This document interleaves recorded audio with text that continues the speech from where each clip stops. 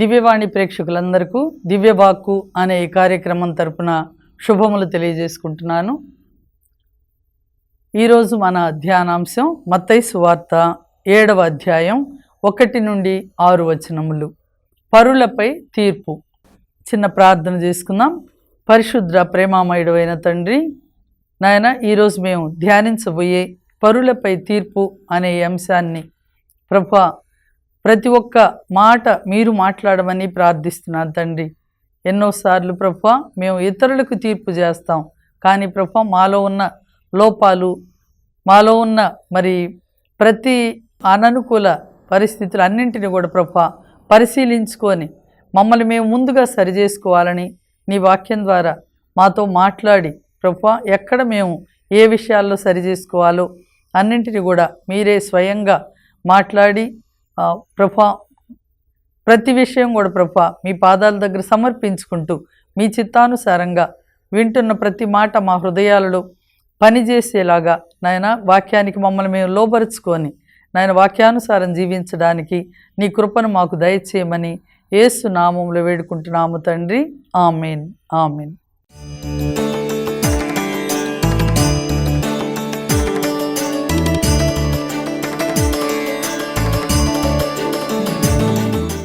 ఈరోజు మనం మత్తయి సువార్త 7వ అధ్యాయం 1 నుండి 6 వచనాలు ధ్యానించుకుందాం. పరులను గూర్చి మీరు తీర్పు చేయకుడు, అప్పుడు మిమ్ము గూర్చి అట్లే తీర్పు చేయబడదు. ఎందుకనగా మీరు పరులను గూర్చి తీర్పు చేసినట్లే మీకును తీర్పు చెప్పబడును. మీరు ఏ కొలతతో కొలుతురో అదే కొలతతో మీకును కొలవబడును. మీ కంటిలోని దూలమును గమనింపక నీ సహోదరుని కంటిలోని నలుసును వ్రేలెత్తి చూపనేలా నీ కంటిలోని నలుసును తీసివేయనిమ్ము అని నీ సోదరుని నీవెట్లు అడగగలవు? నీ కంటిలో దూలమున్నది కదా. కపట భక్తుడా, ముందుగా నీ కంటిలోని దూలమును తీసివేసుకొనుము, అప్పుడు నీ సహోదరుని కంటిలోని నలుసు తీసివేయుటకు నీ చూపు స్పష్టముగా కనబడును, స్పష్టముగా ఉండును. 6వ వచనం, పవిత్ర వస్తువులను కుక్కల పాలు చేయవలదు, వెలగల ముత్యములను పందులకు పారవేయవలదు, అవి కాళ్లతో త్రొక్కి నీపై బడి నిన్ను చీల్చివేయను. ఈ వాక్యం ద్వారా ప్రభువు మనతో మాట్లాడుతుంది. మొట్టమొదటి అంశం, పరులను గురించి మనం తీర్పు చేయవద్దు అని. మనకి తేలికగా ఇతరుల విషయాల్లో మనం జోక్యం చేసుకొని మన సొంత విషయాలు, మన లోపాలు, మనలో ఉన్న ఆ పాపాలు, శాపాలు అన్నీ మనం మర్చిపోయి ఇతరులను గురించి తేలికగా తీర్పు చేస్తూ ఉంటుంటాం. ఇతరుల గురించి విమర్శలు ఎక్కువగా చేస్తూ ఉంటాం. ఇతరులలో ఉన్న మంచితనాన్ని మనం చాలాసార్లు గమనించం, కానీ ఇతరులలో ఉన్న లోపాలు మాత్రం చాలా త్వరగా మనం పసిగట్టి ఆ విషయాలని వేలెత్తి చూపటం ఎన్నోసార్లు మన జీవితాల్లో ప్రతి ఒక్కరం కూడా చేసే పెద్ద పొరపాటు అదే. అందుకే అంటున్నారు తీర్పు చేయవద్దు అని చెప్తున్నారు. రోమీలకు రాసిన లేఖలో 2వ అధ్యాయం 1వ వచనం చూస్తే అక్కడ మనం వింటున్నాం, ఇతరులకు తీర్పు తీర్చు ఓ మనుష్యుడా, నీవు ఎవడివైనను నిరుత్తరుడవై ఉన్నావు. ఏలైనా ఇతరులకు తీర్పు చెప్పుచు నీవే అట్టి కార్యములు చేయుచుంటివి కనుక నిన్ను నువ్వే ఖండించుకొనుచున్నావు అని చెప్తున్నారు. ఇతరులకి ఇది తప్పు, ఇది చేయకూడదు, ఇది అట్లా చేశారు, ఇట్లా చేశారని చెప్పే మనమే మొదటిగా మనల్ని మనం సరిచేసుకోలేకపోతున్నాం. ప్రభు అందుకే పరలోక ప్రార్థనలో కూడా చెప్పారు కదా, ముందు నువ్వు ఈ ఇతరులను ఏ విధంగా క్షమిస్తావో అదే విధమైన క్షమాపణ నువ్వు కూడా పొందుకుంటావు. మనం ఇతరులను క్షమించకుండా ఇతరుల లోటుపాట్లు వేలెత్తి చూపిస్తూ వాళ్ళని పదే పదే విమర్శిస్తూ మనలో ఉన్న లోటుపాట్లు మనం గుర్తుంచుకోవటం లేదు, గమనించుకోవటం లేదు కొన్నిసార్లు. అందుకే 139వ కీర్తనలో 139వ కీర్తన 23, 24 వచనాలలో దేవుని వాక్యం సెలవిస్తూ ఉందిలా,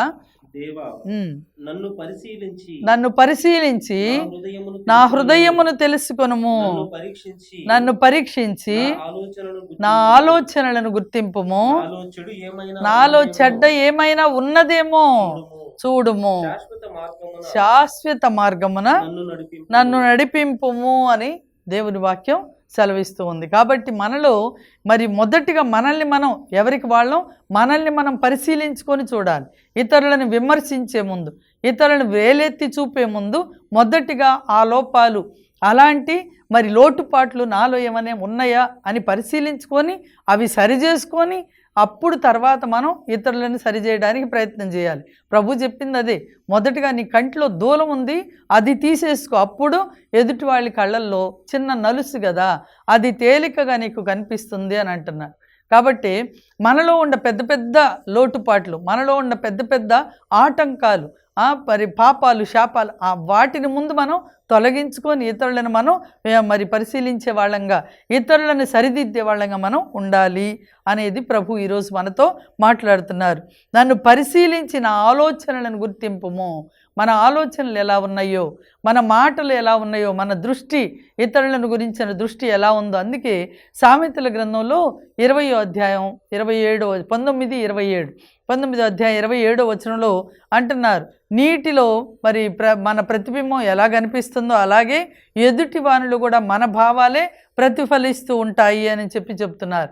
నీళ్లలో చూస్తే మన ముఖమే కనపడుతుంది కదా, అలాగే ఎదుటి వాళ్ళల్లో కూడా మన భావాలే ప్రతిబింబిస్తూ ఉంటాయి. సామెతల గ్రంథం 20వ అధ్యాయం 27వ వచనం. మనలోని అంతరాత్మ దేవుడు పెట్టిన దీపము, అది మన అంతరంగమును పరిశీలించి చూచును. అంతేకాదు మరి మన ఇతరులో ఏది మనం ఇతరులలో మనం మంచి చూడాలి అంటే మంచినే చూడగలుగుతాం. వాళ్ళు మంచి వాళ్ళు అని చెప్పాలంటే ఎంత చెడ్డవాళ్ళని గురించి అయినా మనం మంచి వాళ్ళని చెప్పగలుగుతుంటాం. కానీ ఇతరులలో మరి లోటుపాట్లు ఉన్నప్పుడు దానిని మనం మంచి వాళ్ళగా మనం ఒక ముద్ర వేసిన తర్వాత ఆ లోటుపాట్లు ఏమి కూడా మనం గమనించాం. కొన్నిసార్లు గమనించకుండా వాళ్ళని ఎంత చెడ్డవాళ్ళైనా మంచి వాళ్ళుగానే మరి వాళ్ళ మీద ఒక ముద్ర వేస్తాం కదా. ఆ లోటుపాట్ల గురించి మనకి ఇష్టమైన వాళ్ళ గురించి చెప్పం. అందుకే అంటున్నారు, నీళ్లలో మన ముఖం ఎలా మనం చూసుకుంటే మన ముఖం ఎలా ప్రతిబింబిస్తో ఇతరులలో కూడా మన భావాలే, మనం ఏది అనుకుంటున్నామో అదే ఇతరులలో కూడా మనం ప్రతిబింబిస్తుంది, ఆ మాటలే మనకి వినపడుతుంటాయి అని చెప్తున్నారు. సామెతల గ్రంథం 27వ అధ్యాయం 19వ వచనంలో చూస్తాం, నీటిలో ప్రతిఫలించినది మన ముఖమే, అట్లే ఇతరులలో కూడా మన భావములే ప్రతిఫలించును అని చెప్తున్నారు. కాబట్టి మొదటిగా పరులను గూర్చి మీరు తీర్పు చేయొద్దు అన్నారు.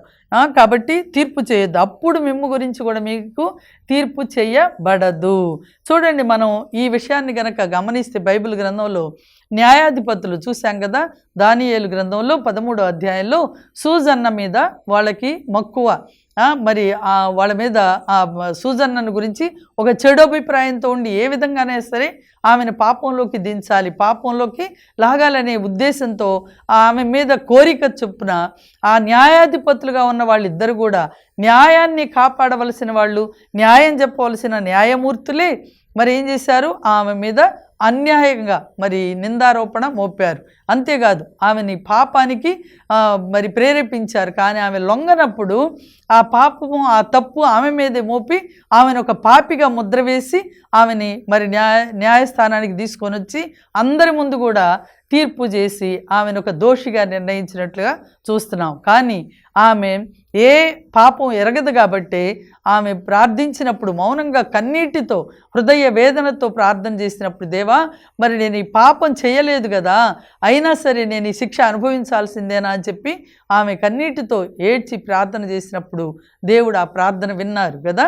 కాబట్టి ఎవరైతే ఈ అన్యాయపు తీర్పు చేసి అన్యాయంగా ఆమె గురించి మరి నేరారోపణ చేసి శిక్షకు గురి చేయాలనుకున్నారో ఆ న్యాయాధిపతులే చివరికి వాళ్ళే తీర్పుకు గురైపోయారు, శిక్ష అనుభవించవలసి వచ్చినట్లుగా చూస్తున్నాం. సూజన్న చేసిన ప్రార్థన దేవుడు విని వెంటనే దానియేలు ప్రవక్తని ప్రేరేపించి ఆయన ఈ తీర్పు నాకు న్యాయసమ్మతము కాదు అని చెప్పి ఆయన నోటి ద్వారా చెప్పినప్పుడు అప్పుడు అందరూ కూడా ప్రజలందరూ ఆశ్చర్యపోయారు. తర్వాత వాళ్ళకి మరి వేరువేరుగా న్యాయ విచారణ జరిపి తర్వాత వాళ్ళకి శిక్ష పడే విధంగా మరి దేవుడే మరి ఆ ప్రవక్త ద్వారా చేయించినట్లుగా చూస్తున్నాం. అందుకే పరులను గురించి మీరు తీర్పు చేయొద్దు, మీరు కూడా అదే తీర్పుకి లోనవుతారు అని చెప్పి ఇక్కడ వాక్యం సెలవిస్తూ ఉంది. రెండవదిగా మీరు పరులను గురించి తీర్పు చేసినట్లే మీకును చెప్పబడును అన్నారు. అంతే, అందుకనే మనం ఏ తీర్పు చేస్తామో, ఏదైతే మనం మాట్లాడతామో, ఏ కొలతతో మనం కొలుస్తామో అదే కొలతతో మీకు కూడా కొలవబడుతుంది అని చెప్పారు. మనం ఏ కొలత కొలుస్తాము. ఇతనుడికి చూడండి ఎంత మరి ఒకవేళ అత్త కోడళ్ళు అయి ఉండొచ్చు, లేదా మరి ఏమంటావు ఓన్ సిస్టర్స్ మధ్యలో కూడా ఇంట్లో కొన్నిసార్లు రకరకాలుగా వాళ్ళు ఎంత మంచి పని చేసినా, ఎలాంటి మంచి ప్రవర్తనతో ఉన్నా కూడా వాళ్ళకి కీడు చేయాలనే ఉద్దేశం, ఎక్కడ తప్పు పట్టుకుందామా, ఏ విధంగా వాళ్ళని మరి హింసించుదామనే ఉద్దేశం ఉన్నప్పుడు ఇద్దరి మధ్యలో కూడా అలాంటి భేదభావాలు మరి కొట్లాటలు మొదలవుతుంటాయి. కాబట్టి ఇతరులలో మనం మంచిని చూడడానికి ప్రయత్నం చేయాలి. ఎంత మంచి వ్యక్తిలో కూడా ఏ విధంగానైనా సరే చెడును వెతుకుతుంటారు కొంతమంది. ఏ విధంగా వాళ్ళని చెడును ఆపాదించాలి అని ఆ చెడును వెతకటం మూలాన వాళ్ళకి ఆ చెడే కనిపిస్తుంది, వాళ్ళకి జరిగేవి కూడా అంతే చెడే జరుగుతూ ఉంటుంటాయి అన్నమాట. అందుకే ఇతరులను త్వరపడి తేలికగా మీరు తీర్పు చేయవద్దు. నీ జీవితాన్ని ముందు నీవు సరిచేసుకో. ఎవరి కంట్లో ఉన్న దూలాన్ని ముందు వాళ్ళు సరిచేసుకోవడానికి, తీసివేసుకోవడానికి ప్రయత్నం చేయాలి. ఇతరులను విమర్శించే ముందు, ఇతరులను గురించి తీర్పు చేసే ముందు ఏం చేయాలంటే మనల్ని మనం ముందు పరిశీలించుకోవాలి. ఆ తప్పు నాలో ఉందా లేదా పరిశీలించుకోవాలి. తప్పులెన్ను వారు తమ తప్పులు ఎరుగరు అని మరి ఆ పద్యంలో చెప్తుంటాం కదా. కాబట్టి తప్పులు ఎన్నేవాళ్ళు తమ తప్పులు ఎరగరు, ఎవరి తప్పులు వాళ్ళు ముందు తెలుసుకోరు. ఇతరులను విమర్శించటం తేలికగా విమర్శిస్తుంటారు. మరీ ముఖ్యంగా మన మరి క్రైస్తవుల్లో ముఖ్యంగా చూసే దైవ సేవకుల్లో కదా, ఫాదర్స్లో, సిస్టర్స్లో లేదా దైవ సేవకుల్లో వాళ్ళు చెప్పే మాటలు, వాళ్ళు చెప్పే ఆ మంచి మాటల గురించి ఎవరేం పెద్దగా పట్టించుకోరు. కానీ వాళ్ళలో ఏ లోపం ఉందా, ఏది వాళ్ళకి ఆపాదించాలా అని మనలో ఉన్న లోపాలన్నీ కూడా వాళ్ళకి ఆపాదించి వాళ్ళని చెడు వ్యక్తులుగా ముద్ర వేస్తూ ఉంటుంటాం కొన్నిసార్లు. కానీ దేవుని తీర్పు చాలా మరి ఘోరంగా ఉంటుంది, భయంకరంగా. కాబట్టి ఇతరులను విమర్శించే ముందు, ఆ ముద్ర, చెడు ముద్ర ఇతరుల మీద మనం వేసే ముందు మొదటిగా మనం తీర్పుకు గురవుతామనే విషయం గుర్తుపెట్టుకొని ఆ తీర్పుకి ఇతరులని అన్యాయపు తీర్పులు తీర్చకుండా జాగ్రత్త పడదాం. అదే ఇక్కడ చెప్తున్నారు, మీరు తీర్పు చేయొద్దు. మీరు ఎలా తీర్పు చేస్తారో అదే ప్రమాణంతో మీకు కూడా తీర్పు జరుగుతుంది. మనం ఇతరులని ఎంత చెడ్డవాళ్ళలో కూడా ఎంతో కొంత మంచి ఉంటుంది, ఆ మంచి తీసుకోవాలి. చెడు ఉంటే ఒకవేళ ఏం చేయాలంట, వ్యక్తిగతంగా వెళ్ళి వాళ్ళతో మాట్లాడాలి. ఇదిగో ఈ విషయంలో నువ్వు పొరపాటు చేసావు, ఈ విషయంలో నువ్వు మరి కొంచెం తప్పుగా మాట్లాడావనేది పర్సనల్గా వ్యక్తిగతంగా వెళ్ళి వాళ్ళని సరిచేయడానికి ప్రయత్నించాలి. అంతేకాదు ఒకవేళ వ్యక్తిగతంగా నీ మాట వినలేదనుకో, 2-3 చేత చెప్పించాలి అని చెప్పి మత్తయి సువార్త 18వ అధ్యాయంలో మనం చూస్తాం. అక్కడ 2-3తో చెప్పించండి. వాళ్ళ మాట కూడా వినలేదనుకోండి, సంఘానికి అప్పచెప్పండి. సంఘం మాట కూడా వినలేదనుకోండి, వదిలేయండి. ఎందుకంటే దుష్టునికి వదిలేసేయండి ఇంకా అని చెప్పి ప్రభువే స్వయంగా చెప్తున్నారు.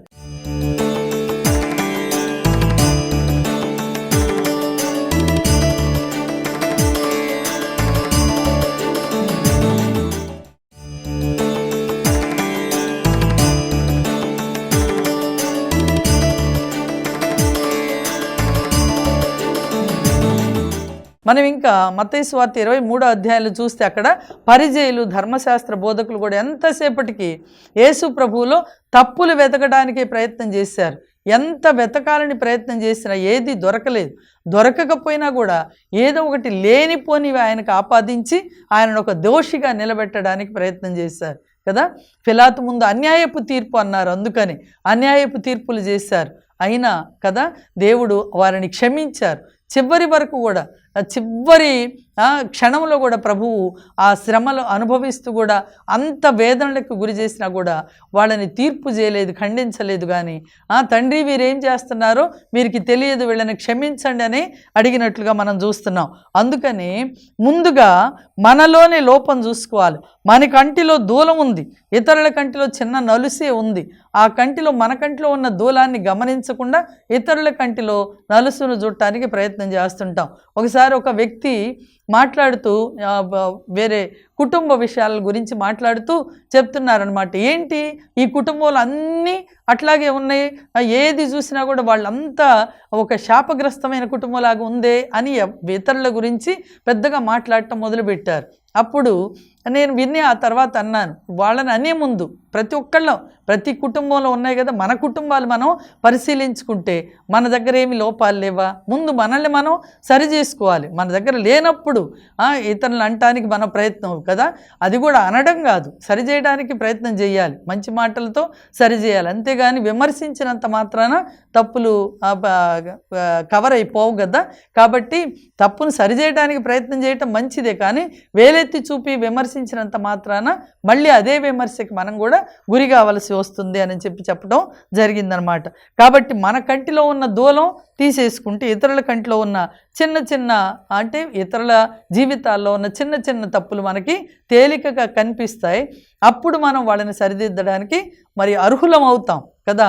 మనమే ఇంత పాపంలో, ఇంత లోపాల్లో, ఇంత శాపాల్లో ఉండి ఇతరుల్లో ఏదో చిన్న చిన్న లోపాలుంటే అదేదో సరిచేయడానికి మనం ప్రయత్నం చేస్తే నవ్వుల పాలవుతాం కదా, అవమానాల పాలవుతాం. కాబట్టి మంచిగా జాగ్రత్త పడమని ప్రభు ఈరోజు మనతో మాట్లాడుతున్నారు. మన దగ్గర పెద్ద తప్పు పెట్టుకొని చిన్న తప్పు ఇతరుల దగ్గర ఉంటే దానిని సరిచేయడానికి ప్రయత్నం చేయకూడదు. ఒక వ్యక్తి ఎప్పుడు కూడా ఇతరులను విమర్శించడం, అహంకారంతో కోపంతో జీవించడం, ఇదే కపటత్వం అంటారు. అందుకే కపటుడా అంటున్నారు ప్రభువు కూడా. దేవుడు మన హృదయాన్ని చూస్తారు కదా. ప్రతిరోజు మనల్ని మనం పరిశీలించుకోవాలి, ప్రార్థనలో దేవుని ముందు నిలబడాలి, లోపాలను మనల్ని మనం సరి చేసుకోవాలి. అందుకే యాకోబు పత్రికలో అంటున్నారు, అద్దంలో మన ప్రతిబింబాన్ని చూసుకున్నట్లుగా మనలో ఉన్న లోటుపాట్లు ఏమున్నాయో మనల్ని మనం సరి చేసుకునే వాళ్ళంగా ఉండాలి. వాక్యం అనే అద్దంలో మనల్ని మనం సరి చేసుకోవాలి అని చెప్తున్నారు. దేవుడు మన హృదయాన్ని చూస్తారు. ప్రతిరోజు కూడా మనల్ని మనం పరిశీలించుకోవాలి. ఏ రోజుకు ఆ రోజు, నిన్న అయిపోయింది, ఈరోజు అయిపోయింది, ఇంకేం లేదు, నేను ఇంకా పవిత్రురాలని పరిశుద్ధుడిని అని అనుకుంటే సరిపోదు. ఏ రోజుకు ఆ రోజు ఏదో ఒక విధంగా మనం పాపంలో లోపాల్లో పడిపోతానే ఉంటుంటాం. కాబట్టి ఏ రోజుకు ఆ రోజు మన పాత జీవితాన్ని పరిశీలించుకొని ప్రక్షాళన చేసుకోవడానికి ప్రయత్నం చెయ్యాలి అని చెప్తున్నారు. అందుకే ఇక్కడ ప్రార్థనలో దేవుని ముందు మనం నిలబడాలి, పరిశీలించుకోవాలి. మొదటిగా ప్రార్థనలో దేవుని ముందు అడగాలి, మూడవదిగా లోపాలని సరిచేసుకోవాలి. అందుకే కీర్తనకారుడు అన్నారు కదా 139లో, నా హృదయమును పరిశీలించి చూడు, నా ఆలోచనలను పరిశీలించు, నాలో చెడ్డ ఏమైనా ఉన్నదేమో నన్ను మరి పరిశీలించి తెలుసుకోవటానికి మరి నాకు తెలియజేయమని చెప్పి కీర్తనకారుడు అంటున్నాడు. అలాగే కొరింథీయులకు రాసిన మొదటి లేఖ 11వ అధ్యాయం 28వ వచనంలో మనం చూస్తే గనక అక్కడ కూడా కనుక ప్రతి వ్యక్తియు ఆత్మ పరిశీలనను కావించుకొని రొట్టెను తిని పాత్రము నుండి త్రాగవలెను. ప్రతి వ్యక్తి కూడా ఆత్మ పరిశీలన చేసుకోవాలి. మనం గుడిలోకి, దేవాలయంలోకి వెళ్ళినప్పుడు దివ్య బలి పూజ పాల్గొనేటప్పుడు అయిపోయిన తర్వాత మనం దివ్య బలి పూజ, దివ్య సప్రసాదం లోకొనే ముందట మనల్ని పరిశీలించుకోవాలి. ఇంకా దివ్య బలి పూజలో మొదట్లోనే పశ్చాత్తాప ప్రార్థన ఉంటుంది, పశ్చాత్తాప పడతాం, మంచిదే. కానీ ఇంకా ఎక్కడైనా ఆలోచనల ద్వారా కానీ మన జీవితంలో మనం చేసిన ఏదైనా దేవునికి వ్యతిరేకంగా, మన తోడి వాళ్ళకి వ్యతిరేకంగా చేసిన పాపాలను మళ్ళీ ముందు మనం ఒప్పుకొని నిజమైన పశ్చాత్తాపం మనలో రావాలి. ఏదో అలవాటుగా రోజు చెప్పుకున్నట్లు చెప్పుకోవటం కాదు. అంతేకాదు, నిజంగా మనం తప్పులు చేసి ఉంటే మనల్ని మనం పరిశీలించుకోవాలి. మొదటనే ఆత్మ పరిశీలన చేసుకుంటే దేవుని తీర్పుకి మనం గురిగాము అని చెప్పి అక్కడ చెప్పబడింది. తర్వాత మనం మత్తయి సువార్తలో 7వ అధ్యాయంలో 4వ వచనంలో చూడండి, నీ కంటిలో నలుసును తీసివేయనిమ్ము అని సహోదరుని నీ బెట్లో అడగగలవు, నీ కంటిలో దూలం ఉంది కదా అంటున్నారు. నీ దగ్గర ఇన్ని లోటుపాట్లు పెట్టుకొని ఇన్ని శాపాలు పాపాలన్నీ నీ దగ్గర ఉంచుకొని ఇతరులను గురించి విమర్శించడం ఎందుకు? మొదటిగా నువ్వు సరి చేసుకో. మనల్ని కప్పిపుచ్చుకోవడానికి, మన తప్పులు కప్పిపుచ్చుకోవడానికి ఇతరులని దోషులుగా నిలబెడుతూ ఉంటాం కొన్నిసార్లు. కానీ దేవుడు అట్లా ఒప్పుకోవటం లేదు. కపట భక్తుడా అంటున్నారు. కపట భక్తి ఇదంతా కూడా. కాబట్టి ముందుగా నీ కంటిలో దూలాన్ని తీసివేసుకో, నీ జీవితాన్ని ముందు నువ్వు సరి చేసుకో, నీ పాప జీవితాన్ని నువ్వు సరి చేసుకో, నీలో ఉన్న లోటుపాట్లు, శాపాలు, పాపాలు ఏమున్నాయో అన్నింటిని కూడా ముందు సరి చేసుకుని తర్వాత ప్రక్కన వాళ్ళని సరిదిద్దడానికి ప్రయత్నం చేయాలి. అంతేగాని మనంలో ఇంత పెట్టుకొని ఎక్కువ మూటలంత పాపం మూటలు పెట్టుకొని ఇతరులను సరిచేయటానికి, ఇతరులను విమర్శించడానికి ముందుకు వెళ్తూ ఉంటాం. చాలా జాగ్రత్త పడాలి అని ప్రభు ఈరోజు మనతో మాట్లాడుతున్నారు. తర్వాత ఇంకా అంటున్నారు, కపట భక్తుడా, నీ సోదరుని కంటిలోని నలుసుని తీసివేయడానికి అప్పుడు నీ చూపు స్పష్టంగా ఉంటుంది, నీ కంటిలో దూలాన్ని తీసివేసుకో అని. 6వ వచనంలో పవిత్ర వస్తువులను కుక్కల పాలు చేయవద్దు అని, అంతేకాకుండా వెలగల ముత్యములను పందులకు పారవేయవలదు, అవి కాళ్ళతో త్రొక్కి నీ పైబడి నిన్ను చీల్చివేయును అంటున్నారు. నిజంగానే పవిత్ర వస్తువుల్ని కుక్కల పాలు చేయవద్దు అని అంటున్నారు.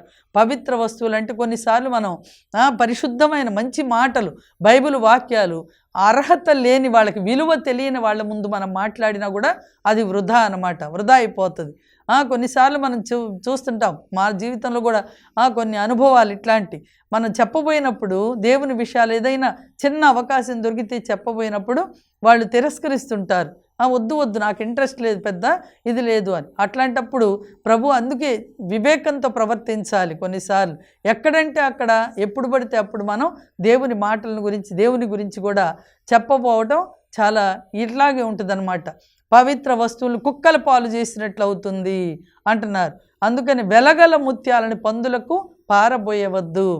చూడండి, మరి పాపంలోనే పుట్టి పెరుగుతూ పాపంలోనే జీవిస్తూ ఏ మాత్రం కొంచెం కూడా రిపెంటెన్స్ అనేది, పశ్చాత్తాపం అనేది వారిలో లేనప్పుడు అలాంటి వాళ్ళ ముందు మనం వెళ్ళి దేవుని గురించి చెప్పడం, దేవుని విషయాలు మాట్లాడితే వెలగల ముత్యాలని పందుల ముందు పారబోసినట్లే అవుతుంది. వినరు వాళ్ళు, అంతేకాదు తిరస్కరించి మన మీద తిరగబడతారు అని చెప్తున్నారు. అవి కాళ్ళతో త్రొక్కి నీపై పడి నిన్ను మృంగజూచును అంటున్నారు. అందుకే వివేకంతో ప్రవర్తించాలి. ప్రతి ఒక్కరు కూడా సత్యాన్ని అర్థం చేసుకోలేరు, కొంతమంది ఈ సత్యాన్ని తెలుసుకోలేరు, కాబట్టి కొందరు అవమానిస్తూ ఉంటారు. అందుకే ప్రభువు మత్తయి సువార్త 5వ అధ్యాయంలో 11వ వచనంలో చెప్తున్నారు. 5వ అధ్యాయం 11, 12 వచనాల్లో మనం చూస్తాం కదా, నా నిమిత్తము ప్రజలు మిమ్ము అవమానించినప్పుడు, హింసించినప్పుడు, నిందారోపణ గావించినప్పుడు మీరు ధన్యులు. మీకు ముందు వెలసిన ప్రవక్తలను సహితం ప్రజలు అట్లే హింసించిరి, పరలోకంలో మీకు గొప్ప బహుమానం ఉంటుంది, కాబట్టి మీరు ఆనందపడు, మహానందపడు అంటున్నారు. కాబట్టి మరి వెలగల ముత్యాలని పందుల ముందు పారబోసిన అవి వృధా అన్నమాట, వినరు. పరిచయులు, ధర్మశాస్త్ర బోధకులకి యేసు ప్రభు మాటలు రుచించలేదు.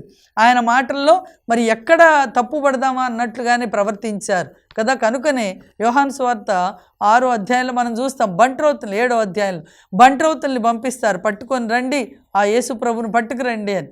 కానీ ఆ బంట్రోతులు వచ్చి అంటున్నారు, ఆయన మాట్లాడే మాటలు విని ఆ మాటల్లో ఎక్కడ కూడా ఇంత కూడా లోపం కానీ ఒక తప్పు కానీ ఏమీ లేదు కదా. అలాంటి వ్యక్తిని మేము పట్టుకొని ఎలా వెళ్తాం? ఖాళీ చేతులతో ఊరికి వెళ్ళిపోయారు.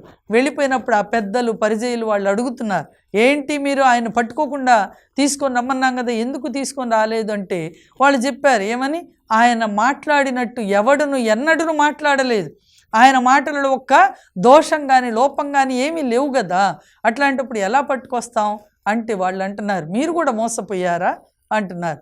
ఎందుకు అనంటే వాళ్ళకి ఎంతసేపటికి పరిచయులకి, ధర్మశాస్త్ర బోధకులకి యేసు ప్రభువులు ఏం తప్పు పట్టాలా, ఏ విధంగా ఆయన్ని చంపాలా, బంధించాలా, ఇదే ధోరణిలో ఉన్నారు. కాబట్టి ఎంతసేపటికి వాళ్ళ ఆలోచన అదే, కాబట్టి వాళ్ళకి తప్పులే కనపడుతున్నాయి. ఏది మంచి మాట్లాడినా కూడా అదే తప్పుగా వాళ్ళు తీసుకుంటున్నారు. కానీ మరి భటులకు అర్థమైంది, పట్టుకోవడానికి వెళ్ళిన వాళ్ళకి అర్థమైంది. అలాగే ఈరోజు నా పరిస్థితి ఏంటి? ఎదుటి వ్యక్తిలో లోపాలు, దోషాలు వెతికి మనల్ని మనం ఏదో మరి కప్పిపుచ్చుకోవడానికి ప్రయత్నం చేస్తే దేవుడి నుంచి ఏది కూడా మనం తప్పించుకోలేము. కనుకనే ఈరోజు నిన్ను నువ్వు సరి చేసుకోవడానికి ప్రయత్నం చేయి. నాలో ఉన్న దోషం, ఆ లోపం ఏంటి, ఆ దూలం ఏంటి, నా కంట్లో ఉన్న దూలం ఏంటి, ముందు దాన్ని నేను తీసివేసుకోవడానికి ప్రయత్నం చేద్దాం. ఇతరులను విమర్శించే ముందు, ఇతరులని గురించి చెడుగా మాట్లాడే ముందు ఆ లోపాలు, ఆ దోషాలు నాలో ఉన్నాయేమో పరిశీలించుకొని మనల్ని మనం సరి చేసుకోవడానికి ప్రయత్నం చేసినప్పుడు ప్రభువు కూడా అలాంటి తీర్పే మనకు కూడా ఇస్తారు. ఏ కొలతతో మనం కొలిచామో ఇతరులని అదే కొలతతో మనం కూడా కొలవబడతాం. కాబట్టి మరి మొదటిగా మనల్ని మనం సరి చేసుకొని ఇతరులను సరిదిద్దడానికి ప్రయత్నం చేద్దాం. అంతేకాదు ఈ వెలగల ముత్యాలు అంటున్నారు. దేవుని వాక్యం అనేది వెలగల ముత్యాలు.